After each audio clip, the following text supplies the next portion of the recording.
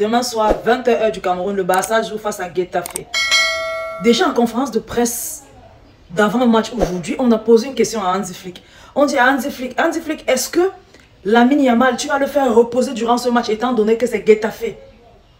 Hansi Flick donne une réponse très intéressante. Pourquoi est-ce que je devrais faire reposer Lamine Yamal? Quand vous regardez Lamine Yamal, est-ce qu'il paraît fatigué? Est-ce qu'il ressemble à quelqu'un qui est fatigué? Non. Pour le match de demain, il est bien vrai, on joue à domicile contre Getafe. Je vais aligner l'équipe la plus solide que je puisse aligner pour battre Getafe. Getafe, un petit conseil de ma part, moi, Ornel Bassa. Tu es encore très libre d'aller voir la Liga et dire à la Liga que je veux perdre sur tapis vert. Parce que Hansi Flick ne joue pas. Hansi Flick n'est pas là pour s'amuser. Hansi Flick est là pour gagner. Et demain, on va gagner d'une façon amère. Parce que la conférence de presse aujourd'hui montrait que demain, le gars va aligner une équipe destructrice. Et tel que je te vois là, Getafe, 18e, c'est 17e du classement, avec quoi? 5 points seulement. Il est bien vrai, vous ne prenez pas trop de buts parce que votre différence de but, goal average est de -2. Vous ne prenez pas trop de buts, mais vous ne marquez pas non plus. Mais ce que je sais, c'est que l'attaque du Barça dernièrement est beaucoup trop efficace pour arriver devant Getafe et ne pas fusiller votre gardien de but. Donc les gars, faites très attention. Hansi Flick ne joue pas. Et j'adore cette attitude-là, j'adore ce mindset-là. On ne regarde jamais un adversaire de haut, on ne prend aucun adversaire de haut. On aligne l'équipe la plus terrifiante, la plus destructive qui soit contre une équipe. Quitte à ce que notre équipe fasse le boulot en première mi-temps. Et puis on verra comment faire les changements en deuxième mi-temps. Donc, Lamine Yamal sera titulaire demain. Rafinha sera titulaire demain. Robert Lewandowski sera titulaire demain. Le trio d'attaque là sera titulaire demain. Et vous le connaissez. Il peut faire des petits changements derrière.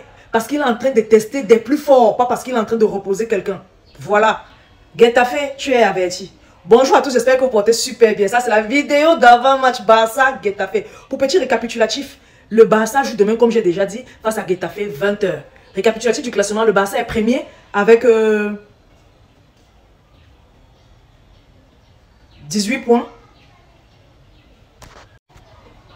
L'adversaire du jour est 17e avec 5 points. Maintenant, notre rival historique en Liga, si on peut encore l'appeler comme ça, parce que désormais nous on vise loin, c'est le Bayern. Le Real Madrid est deuxième avec 11 points. Mais le Real de Madrid joue aujourd'hui à 20h. Ils ont la possibilité de nous mettre un peu de pression, s'ils peuvent. Pourquoi? Parce que leur adversaire du soir est Desportivo Alavés, qui est 6e du classement avec quoi? 10 points. Bon, entre le Real et son adversaire du soir, il n'y a qu'un seul point qui sépare. Donc le match là sera serré. Surtout si Desportivo Alavés se déploie comme Villarreal s'est déployé dimanche passé face à nous. Donc il y a de grandes chances avec la façon dont le Real joue dernièrement que Desportivo Alavés arrache les points contre le Real, malgré le fait que le Real jouera, je pense bien, à Bernabéu.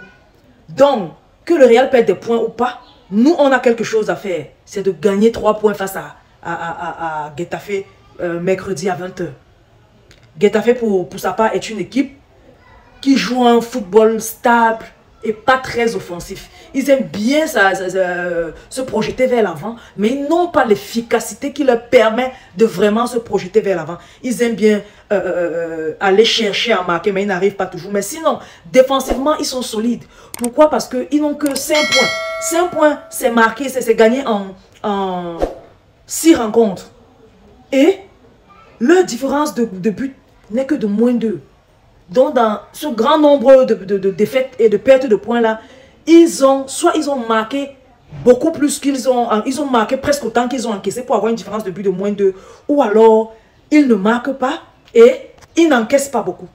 Et moi je pense que tel que je vois les trucs, ils ne marquent pas beaucoup et ils ne prennent pas beaucoup de buts. Donc on va donc faire appel à notre attaque. On veut une lucidité prompte devant les goals. On veut une efficacité chirurgicale devant les goals. À chaque occasion de marquer, plantez-nous les buts. On ne veut pas votre truc que vous ratez. Parce que même dernièrement, là, vous ratez un peu beaucoup. On veut une efficacité chirurgicale, franchement. On veut que les gars soient lucides. On ne veut pas prendre l'adversaire du haut, comme Hansi Flick quand il y a en conférence de presse tout à l'heure. On ne prendra pas l'adversaire de haut. On va se donner à fond dès le début de match pour éviter certaines erreurs. Et aussi pour plier le match à temps et faire reposer certains joueurs. Lamine Yamal, Lewandowski, Rafinha seront titulaires. Mais si au bout de la 40e minute, on mène déjà 4 buts à 1 ou 3 buts à 1, on peut déjà faire reposer certains cadres pour faire entrer d'autres personnes qui vont gérer le match avec cette avance-là et aussi profiter d'un certain temps de jeu pour eux. Parce qu'il est important à un moment donné de reposer les joueurs, même s'ils ne semblent pas fatigués, comme a dit Hansi Flick. Lamine Yamal ne semble pas fatigué, mais nous ne sommes pas bêtes. On connaît qu'il n'est pas un robot non plus. Il a besoin à un moment donné de repos. Donc, si on plie le match à la mi-temps, Lamine Yamal pourra se reposer et les gens tels que Ansu Fati pourront entrer. Ansu Fati, il est déjà physiquement prêt. Le feu vert médical est sorti depuis longtemps. Il a joué quelques minutes en Ligue des Champions face à Monaco. Je pense 5 minutes. Et après, il n'a pas joué face à Villarreal. Donc, il est important aussi qu'on fasse bien les choses afin de pouvoir donner un peu de temps de jeu à certains joueurs, Ansu Fati, Paul Victor et autres. Donc, les gars, faites les choses bien. Pliez le match à temps. Soyez en symbiose.